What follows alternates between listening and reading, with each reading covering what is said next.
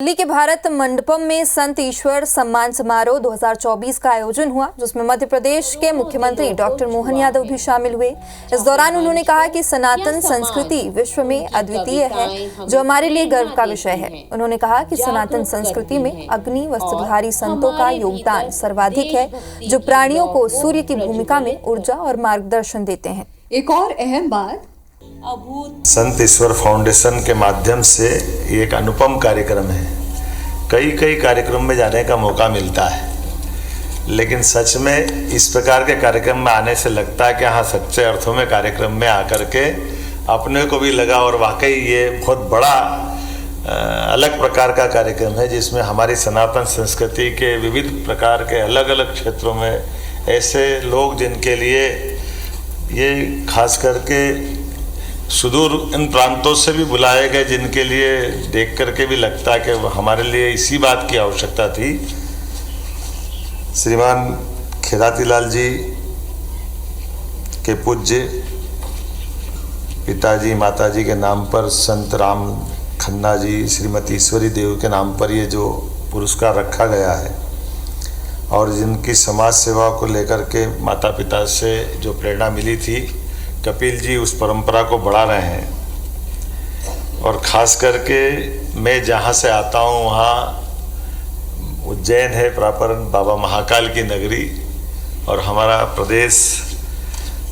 कई जन्मों के पुण्य के बाद इस मृत्युलोक में जन्म मिलता है। और जन्म और मृत्यु के बीच के कालखंड में हमारे हाथ से परमात्मा एक मौका देता है, जो श्रेष्ठ से श्रेष्ठ हो सकता है, जो अच्छे से अच्छा हो सकता है। यद्यपि इस मृत्यु लोक में आने वाले हर व्यक्ति के बारे में परमात्मा तो यही भाव रख कर भेजता है कि भाई आपके प्रारब्ध में ये मौका मिला है, लेकिन प्रारब्ध को हमारे अपने कर्मों से हम सत्कर्मों में बदलें और हमारी द्वारा किए गए कामों से समाज में खास करके ऐसी सारी चीज़ों में जिनके माध्यम से हमको खुद को भी समाधान हो और समाज में भी उसका अपना महत्व आकलन हो। और ये भी बड़ी एक अलग प्रकार की ईश्वर की लीला है कि ऐसी कई सारी संस्कृतियाँ, कई प्रकार के धर्म दुनिया में हैं,